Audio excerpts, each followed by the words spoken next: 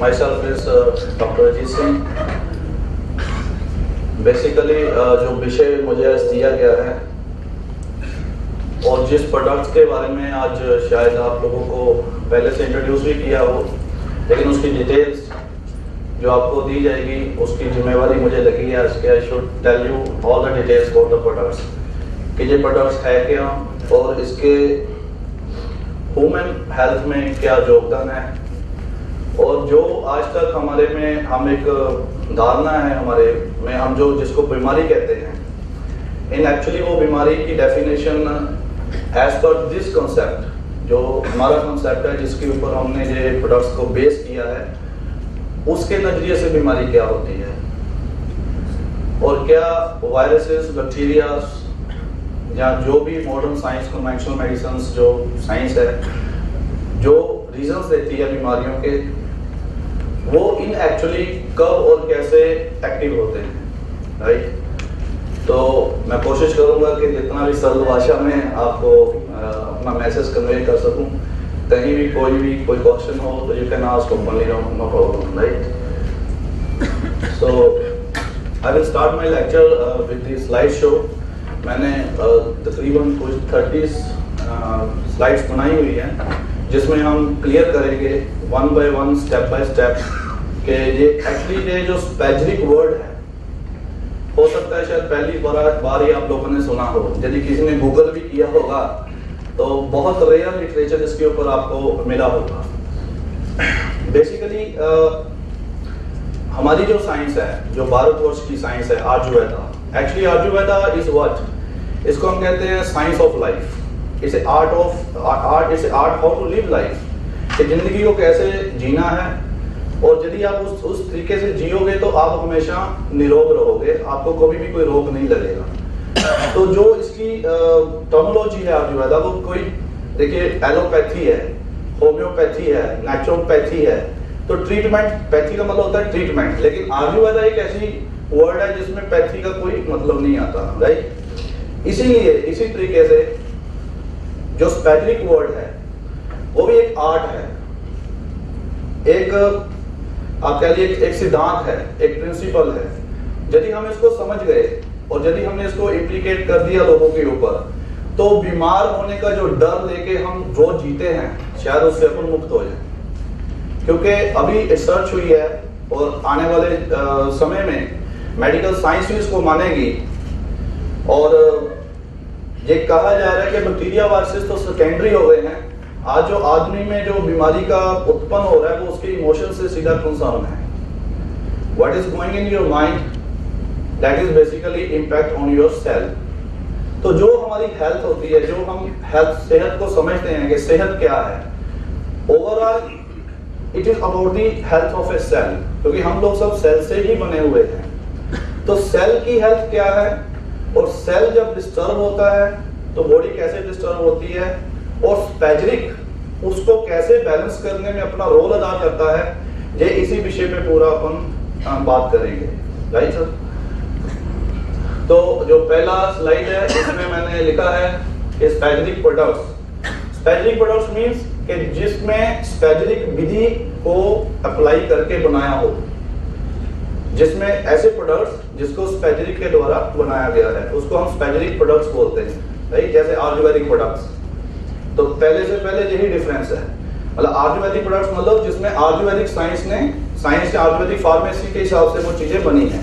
तो specific products मतलब जिसमें स्पेसिफिक फार्मेसी, स्पेसिफिक कॉन्सेप्ट के हिसाब से उस प्रोडक्ट को बनाया गया हो, राइट।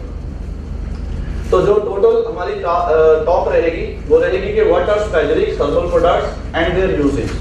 एक्चुअली स्पेसिफिक प्रोडक्ट्स है क्या और इनके यूजेस क्या है। नेक्स्ट, यदि हम बात करें कि स्पेसिफिक्स की रूट्स कहाँ है, जड़ कहाँ है, इसकी फिलॉसफी क्या है, एक्चुअली इसकी जो रूट्स है वो अल्केमी है। Alchemy means the chemistry of God. अल वर्ड जो है अल्लाह से आया है, तो इसे अरेबिक, आज से कम 500-600 साल पहले यूरोप में, अरब में इसके ऊपर बहुत काम हुआ। तो वहां से Alchemy means the chemistry of the God. तो बेसिकली जो हमारी बॉडी है, ये तो किसी मैन मेड बॉडी तो है नहीं है, it's a body engineered by the God. तो गॉड नोज, इवन के आज भी पूरे साइंटिस्ट पूरी खोज नहीं कर पाए हैं हमारी बॉडी के ऊपर। वो उनको सिर्फ बीमारी के बारे में पता है, लेकिन वो ये नहीं बता सकते कि आप हेल्दी क्यों रहते हो या हेल्दी कैसे रहते हो। Lot of the research is going on, still is going on, but they have no reason, उनके पास कोई रीजन नहीं है। लेकिन आप किसी एमडी डॉक्टर के पास चले जाओ, कहीं भी चले जाओ, उससे पूछो कि सर सेहत क्या होती है, तो वो शायद ना बता पाए। लेकिन आप बीमारी पूछो तो 1 मिनट में सब कुछ गिना देगा कि ये बीमारी होती है, इसके ये सिम्टम होते हैं, ऐसे ऐसे होता है, ऐसे ऐसे होगा, ये होगा, और इलाज भी बता देगा। लेकिन सेहत के बारे में नहीं बता पाएगा। तो ये जो लैकूना है, ये जो सेहत के बारे में हमें अवेयरनेस नहीं है, इसी के करके सिकनेस का बिजनेस चलता है। इसीलिए लोग जो है बीमारी को बेच के बिजनेस कर रहे हैं, राइट। तो स्पेजरिक जो है, इसकी अल्केमी में रूट्स हैं, जड़ है। आपने सुना होगा कि हमारे देश में पारस होता था, लोहे को छुआ दो वो सोना बन जाता था। Actually Alchemy is that the conversion of the metal into gold, right. और स्पेजरिक उसका एक ऐसा विषय है, ऐसी एक ब्रांच है कि जो आप दवाई बनाओगे उससे, तो ऐसे ही होती है कि जैसे आपने लोहे के साथ पारस को छुआ दिया और वो जो दवाई जैसे सोने की तरह काम करती है, राइट। तो वो उस विधि को पूरी प्रॉपर्ली जो विधि है उसको हम कहते हैं ट्रांसफॉर्मेशन हो जाना। जैसे मेटल था, लोहा था, वो गोल्ड में कन्वर्ट हो गया, तो ट्रांसफॉर्म हो गया एक मेटल से दूसरी मेटल में।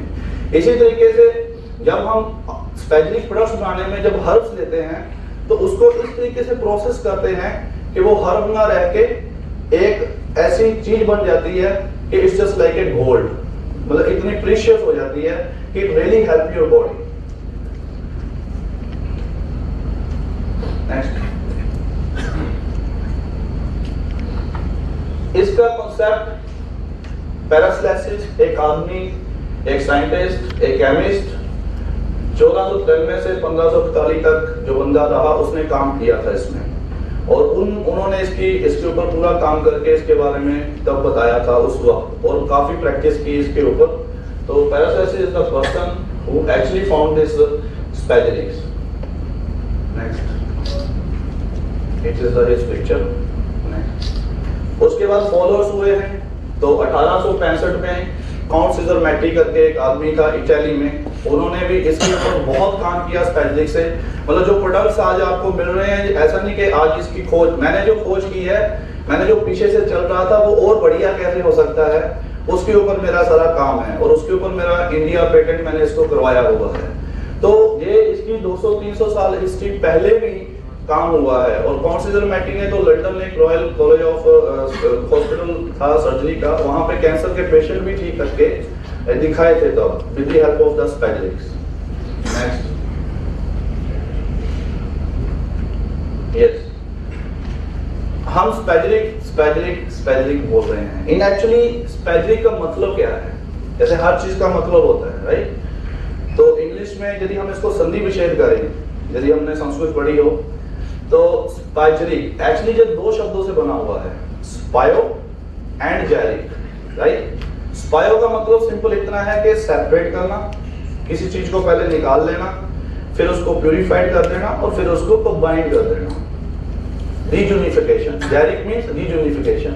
सो ऐसी एक विधि, ऐसा एक प्रोसेस जिसमें हमने चीजों को पहले निकाल लिया हो, प्यूरिफाइड कर दिया हो, और फिर मिला दिया हो, मिलाने से जो चीज बन गई वो स्पेजरिक्स है।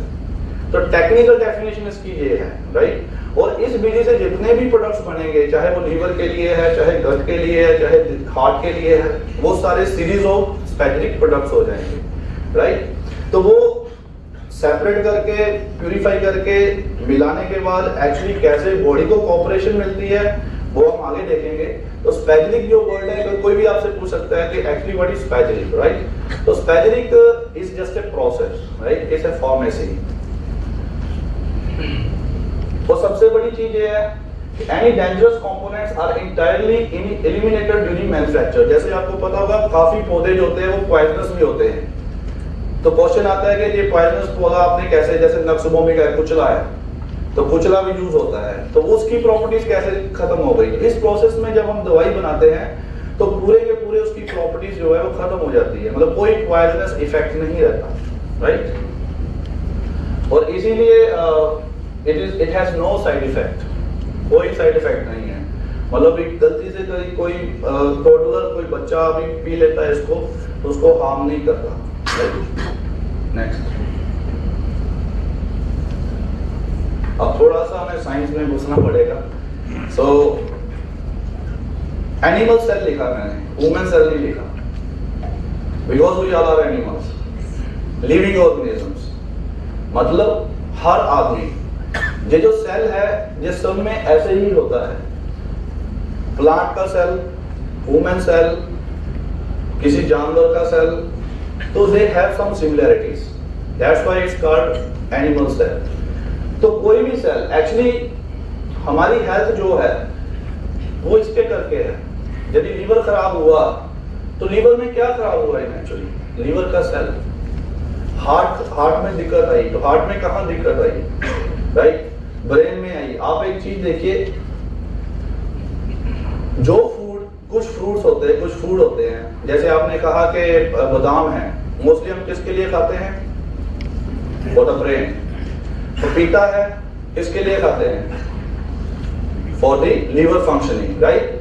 तो मदर नेचर उसको पता है कि आपकी बॉडी की क्या रिक्वायरमेंट्स है, राइट। तो बेसिकली ये जो वनस्पति हमें दी गई इस प्लेनेट के ऊपर, अर्थ के ऊपर, they have all the contents. इसमें सारे वो चीजें हैं जो आपको अपने आप फुलफिल करती हैं। आप खाना खाते हो, चावल, उसमें रोटी है, सब्जी है, आपको तो नहीं पता ना इससे क्या मिलने वाला है, वो आपकी बॉडी को पता है। उसमें से उसने कार्बन लेना है, शुगर लेनी है, फैट्स लेने हैं, लिपिड्स लेने हैं, राइट। और आपकी हेल्थ क्या है? जो आपका खान पान है।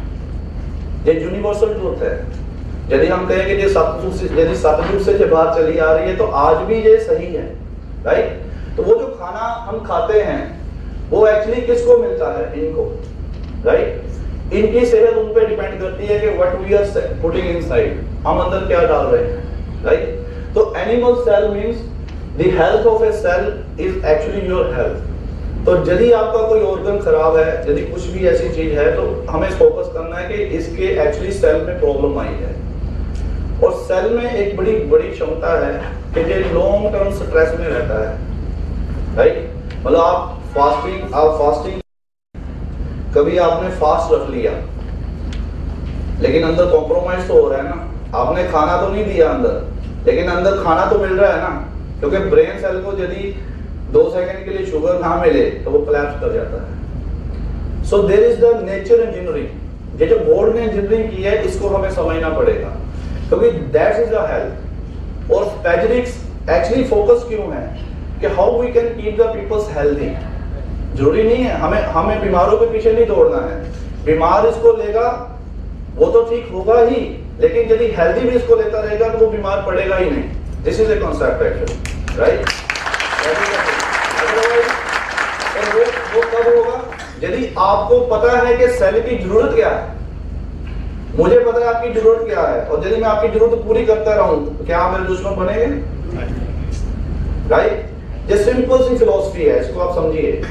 आपके सेल की भी नीड्स है, लेकिन इतनी बड़ी मेडिकल स्कूल बुक्स में लिखा कुछ एक्चुअली वो नहीं बताते। क्या बताते हैं? मिनरल्स है, विटामिन है, ये चाहिए वो चाहिए, लेकिन वो आप ना भी लो बाहर से, वो तो ऑलरेडी बॉडी ले ही रही है। आप खाना ही खाते हो रोज, विटामिन मिनरल्स तो कैप्सूल गोलियां तो नहीं खाते, तो आपकी बॉडी ले ही रही है ना कहीं से। तो वो जो खुराक मिल रही है वही हेल्थ का कॉन्सेप्ट है।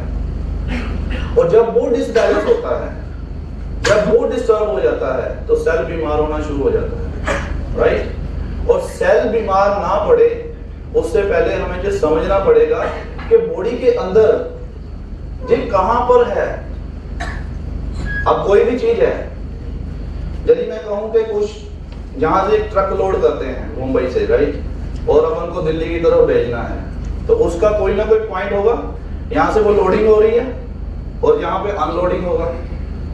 तो जो आपने फूड खाया, राइट, ऐसा तो है नहीं कि वो फूड खाया और अंदर मिल गया, तो कहीं ना कहीं तो कुछ इंजीनियरिंग है अंदर। यहाँ पर वो लोडिंग होती है और फिर अनलोडिंग होगी, राइट। इस दोनों प्रोसेस को हम कहते हैं एब्जॉर्प्शन एंड एसिमिलेशन मेडिकल की भाषा में। आगे जाके उसकी डिटेल में अपन चलेंगे। तो ये जो स्पेजिक्स है ये उसी पे फोकस्ड है। ये दो चीजें हैं, ये इसका बुरा है आपकी हेल्थ का। सेल को निरोग रखने में यही दो चीजें हैं। यदि सेल को खाने को मिलता रहे और सेल उसके एंड प्रोडक्ट्स को बाहर निकालता रहे, यदि ये प्रोसेस चलता रहे तो सेल कभी बीमार नहीं पड़ सकता। आज भी आप 1000 इयर्स जिंदा रह सकते हो।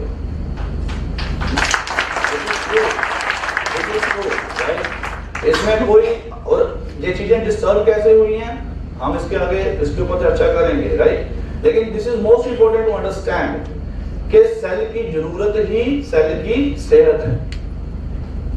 You got my point. और आप जबरदस्ती सेल को कुछ नहीं दे सकते। आप दोगे तो वो रिएक्ट करेगा, राइट। इसलिए देखा कई बार आप ड्रग खाते हो तो रिएक्शन हो जाती है, होता है ना। सल्फर का साल्ट खाया, कोई ड्रग खाया और शरीर पे